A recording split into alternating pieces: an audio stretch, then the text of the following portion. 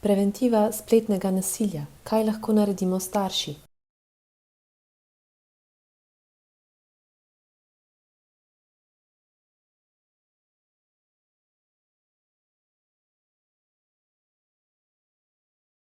Sexting je izdelava, izmenjava, pošiljanje fotografij, posnetkov, tako imenovanih nudov, ter zvočnih in besednih sporočil s seksualno vsebino.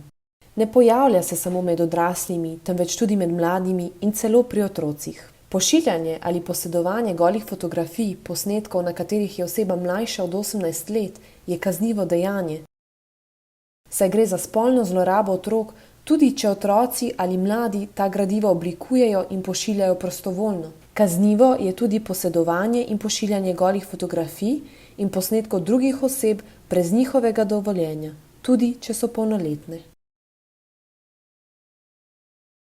Varen sexting ne obstaja. Ko oseba gradiva spolno vsebino objavi ali pošlje naprej, izgubi nadzor nad tem, kdo bo gradivo videl in kaj bo z njimi naredil. Tudi če gradivo pošlje nekomu, ki mu zaupa, ne more predvideti, v kakšnem odnosu bo s to osebo v prihodnosti. Posledice izgube nadzora nad gradivi spolno vsebino so lahko nadlegovanje, posmehovanje, žaljenje, izločanje iz družbe, prejemanje nespodobnih povabil, izsiljevanje. Vse to se lahko dogaja prek spleta ali v živo in negativno vpliva na samo podobo otroka, mladostnika ali mladostnice ter lahko privede do poslabšanja duševnega zdravja.